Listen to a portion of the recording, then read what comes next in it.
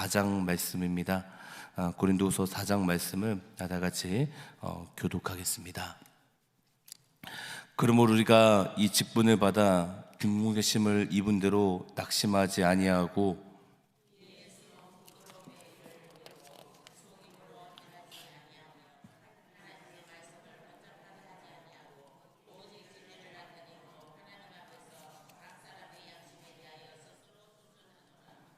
만일 우리의 복음이 가리었으면 망하는 자들에게 가려진 것이라.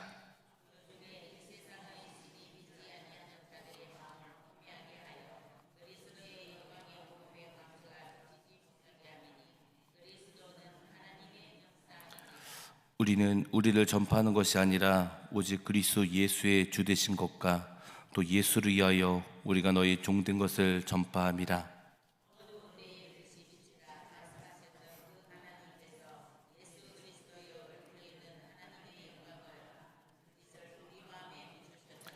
우리가 이 보배를 질그릇에 가졌으니 이는 심히 큰 능력은 하나님께 있고 우리에게 있지 아니함을 알게 하려 함이라.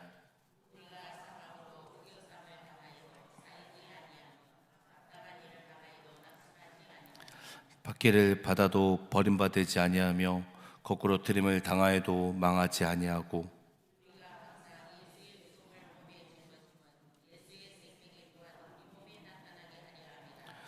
우리가 살아있는 자가 항상 예수를 위하여 죽음에 넘겨짐은 예수의 생명이 또한 우리 죽을 육체에 나타나게 하려 함이라.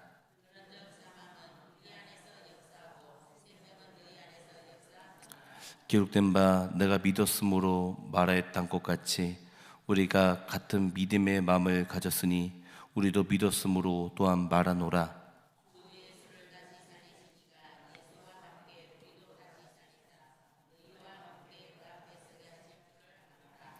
이는 모든 것이 너를 위함이니 많은 사람의 감사로 말미암아 은혜가 더하여 넘쳐서 하나님께 영광을 돌리게 하려 함이라.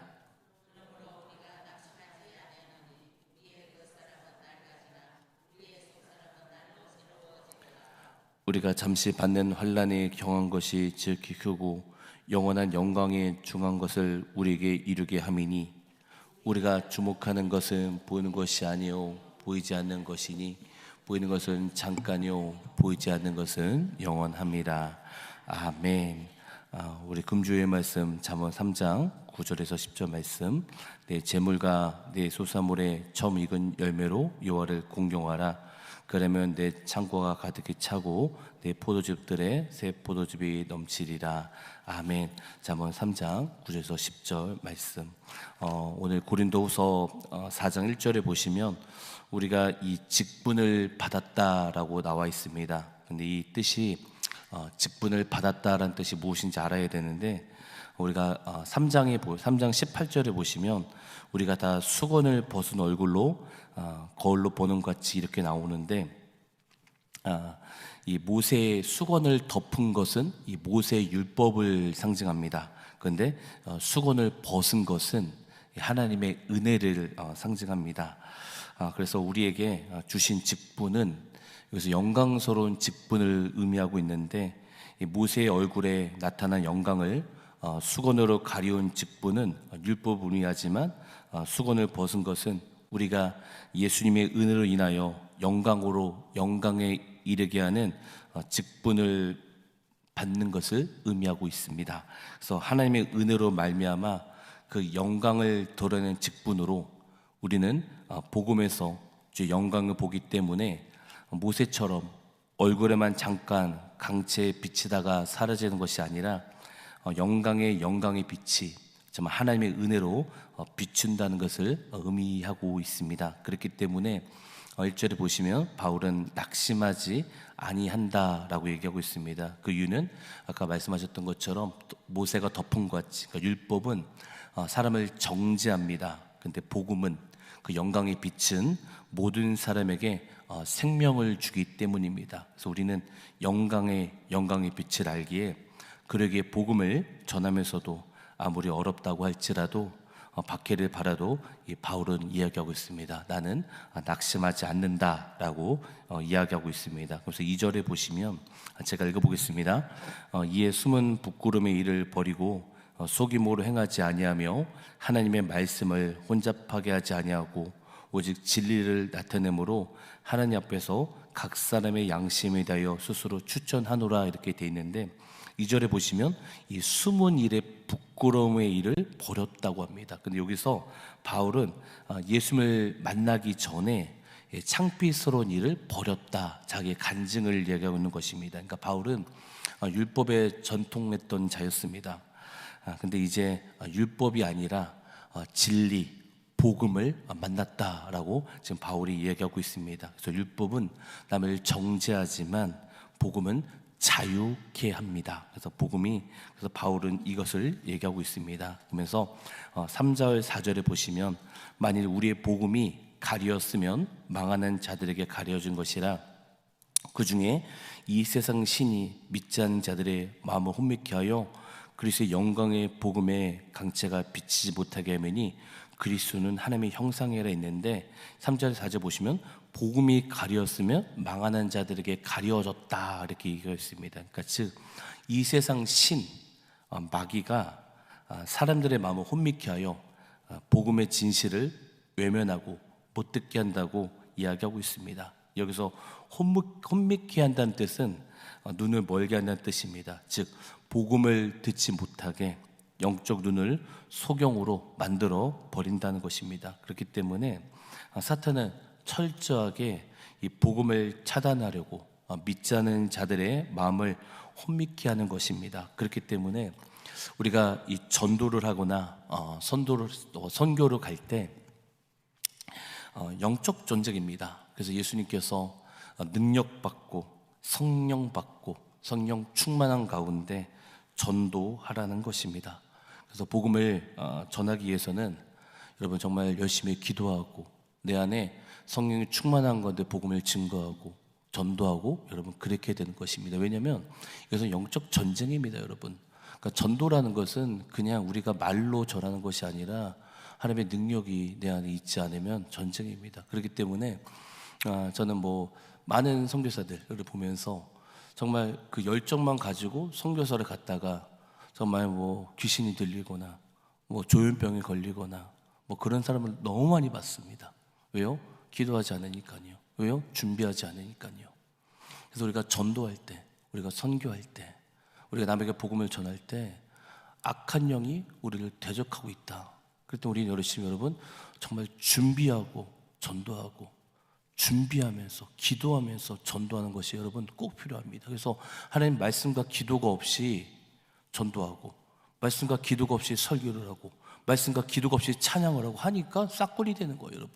그러니까 돈만 찾아가는 거예요. 그것이 무엇입니까? 유다서에 나오는 발람 거짓 선지자 아닙니까? 여러분, 그래서 우리가 전도를 하기 위해서는, 복음을 전거하기 위해서는 정말 하나님 말씀을 내 안에 가득 채우고 기도하면서 전도와 선교를 해야 된다라고 얘기하고 있습니다. 하지만 사탄이 그렇게 역사하지만 5절 6절에 보시면 제가 읽어보겠습니다.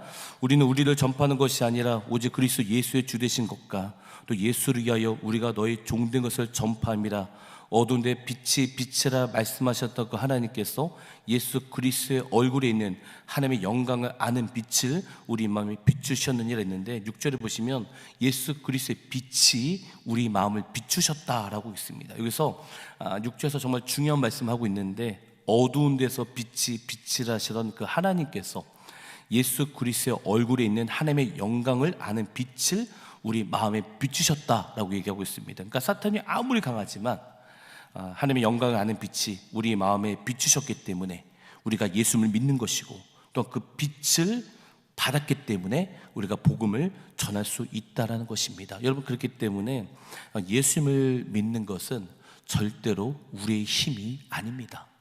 적극적으로 절대적으로 정말 하나님의 은혜가 있었기 때문에 그 하나님의 빛이 우리 마음에 비쳤기 때문에 우리가 예수를 믿는 것입니다.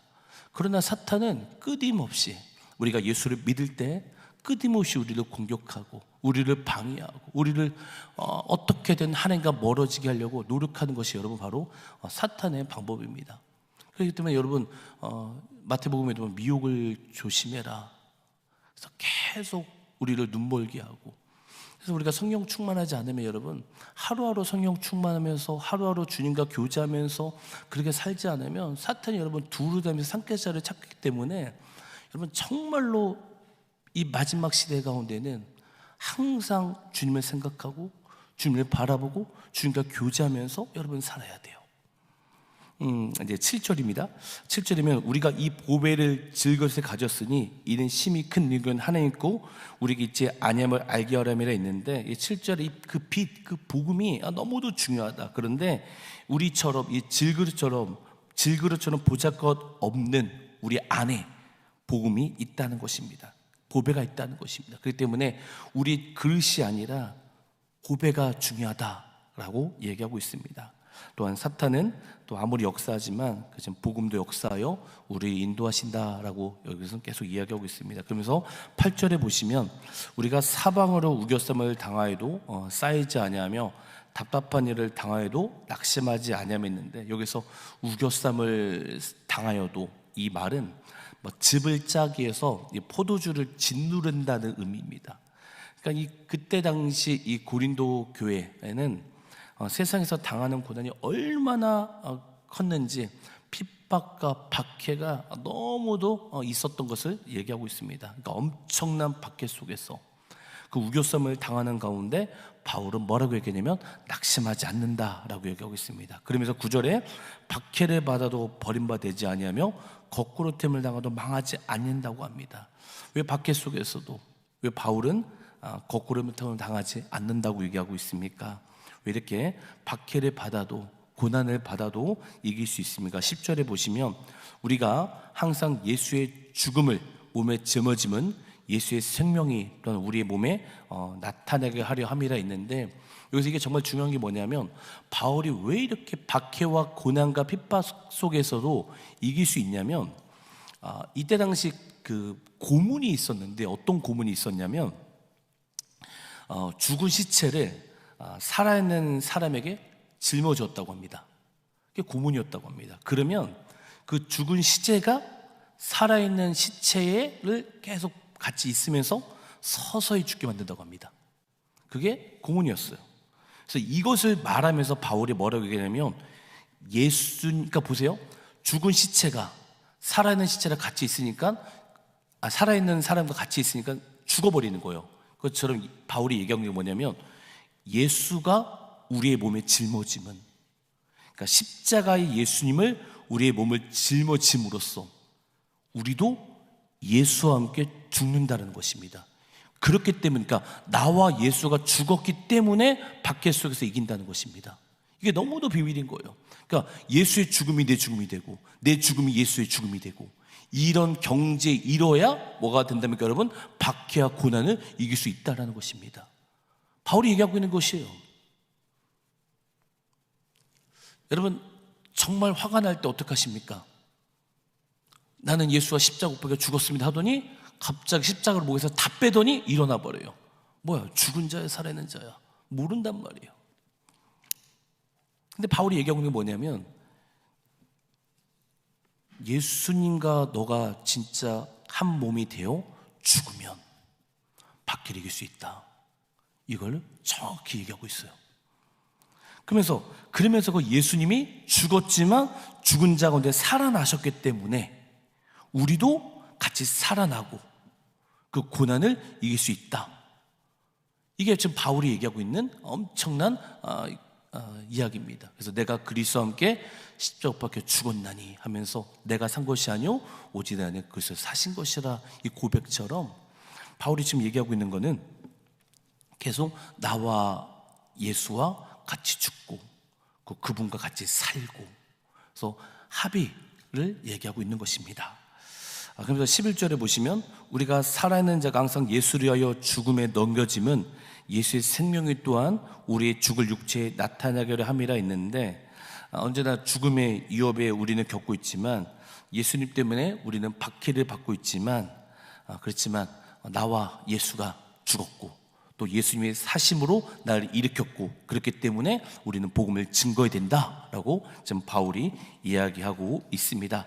그러면서 12절에 보시면 그런즉 사망은 우리 안에서 역사하고 생명은 너희 안에서 역사하니라 있는데, 바울이 그렇게 박해 속에서, 핍박 속에서, 죽음의 속에서 복음을 증거하니까 많은 자들이 생명의 역사가 일어난다는 것입니다. 여러분, 그렇기 때문에 복음을 증거하는 것이 그만큼 어렵다는 것입니다. 그만큼 복음을 증거하고 전도하고 선교하는 것은 너무도 힘이 든 것입니다. 고난이 있는 것입니다. 그러나 이 고난 가운데 영광이 있다라는 것입니다. 그러면서 13절에 보시면 기록된 바 내가 믿었으므로 말하였던 것 같이 우리가 같은 마음을 가졌으니 우리도 믿었으므로 또한 말하노라, 이렇게 되어 있는데, 이 바울이 지금 너무도 지금 고통스러워서 이 구절은 시편 116편 10절에 이런 말씀이 있어요. 내가 크게 고통을 당하였다고 말할 때도 난 믿었도다, 이 말씀이 있는데, 이 말씀을 인용하면서 나는 믿는다, 역경이나 절망 속에서도 하나님을 믿는다라고 지금 고백하고 있습니다. 그러니까 바울이 지금 이 상황을 보면은 너무도 많은 고통과 너무도 많은 박해와 너무도 많은 어려움이 있는 거예요. 그런데 바울이 얘기하고 있는 뭐냐면, 그래도 나는 이런 역경과 절망 속에서도 예수와 내가 죽었기 때문에, 그리고 예수가 나를 살렸기 때문에 이런 박해 속에서 내가 이길 수 있다라고 지금 바울은 자꾸 고백하고 있는 것입니다. 그래서 14절에 보시면 주 예수를 다시 살리신 이가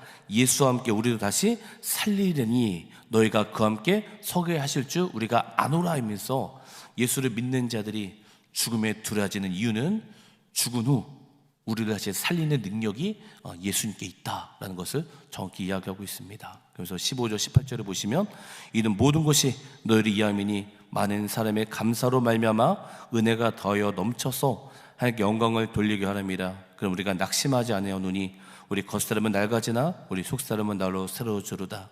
우리가 잠시 받는 환난이 경한 것이 지극히 크고 영원한 영광에 중한 것을 우리에게 이루게 함이니 우리가 주목하는 것은 보이는 것이 아니요 보이지 않는 것이니 보이는 것은 잠깐이요 보이지 않는 것은 영원함이라 있는데, 바울이 이 어려움 속에서도 소망을 가지고 이길 수 있는 이유가 무엇입니까? 영원한 하나님의 나라, 예수님 다시 오신다, 이런 믿음을 가지고 살고 있다라고 고백하고 있습니다. 우리가 예수님을 믿다가 지금은 박해를 당하지 않습니다. 우리 대한민국은 박해가 없죠. 그러나 우리 옆에 있는 나라, 우리 민족, 북한 옆에 보면 뭐 중국, 뭐 위구르, 뭐 이렇게 57개국의 뭐 중동, 아랍 이렇게 보시면 많은 자들이 예수를 믿다가 박해를 당하고 어렵습니다. 뭐 많이는 만나지 못했지만 여러분 혹시 지하교회 성도들 만나보셨습니까? 그들은 예수를 믿으면 죽습니다. 그러나 그들에게는 영원한 하나님의 나라가 그들에게 있습니다. 여러분에게도 하나님의 나라가 있습니까? 정말 천국이 있다고 믿습니까?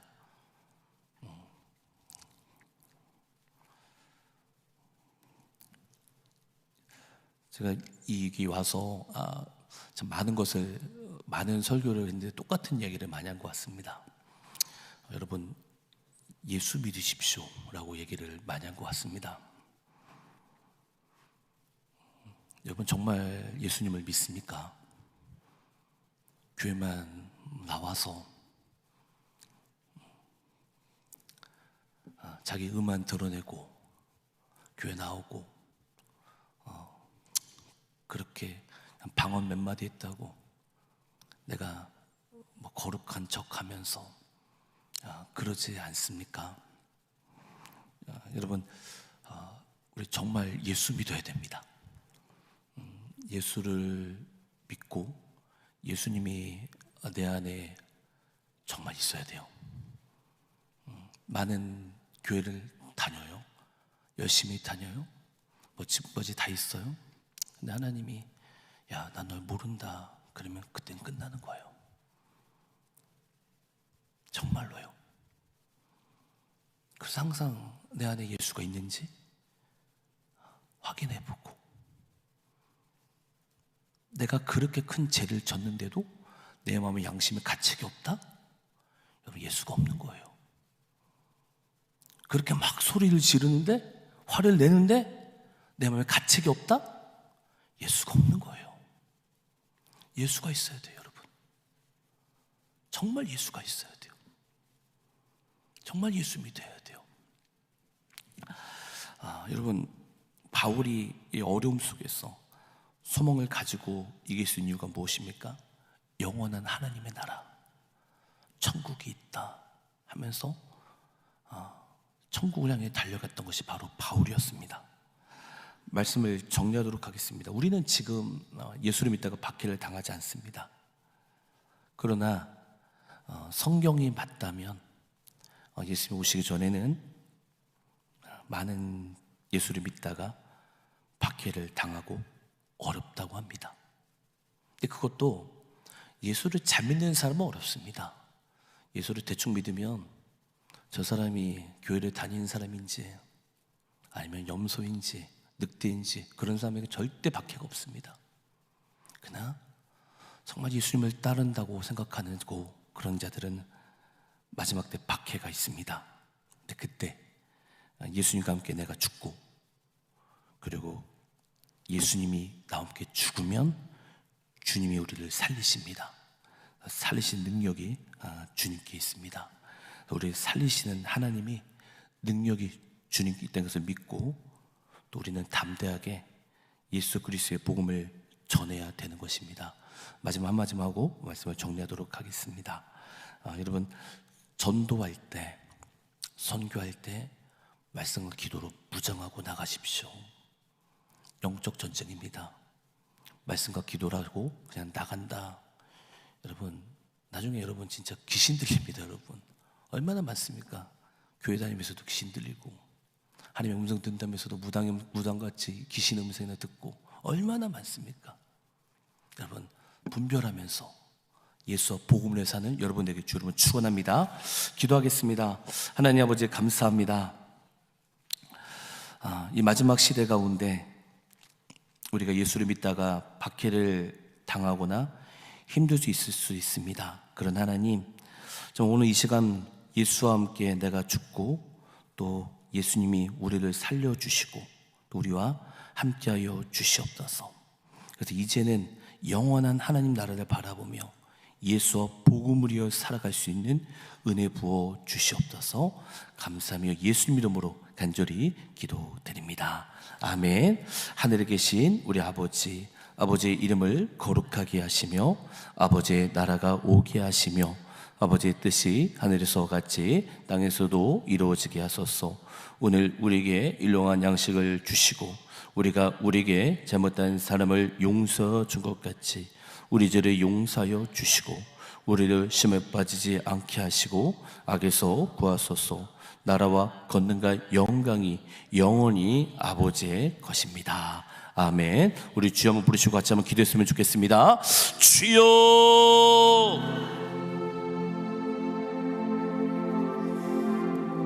하나님 아버지 감사합니다. 이 시간 하나님 은혜를 부으시고 성령 도우시 역사하여 주시옵소서.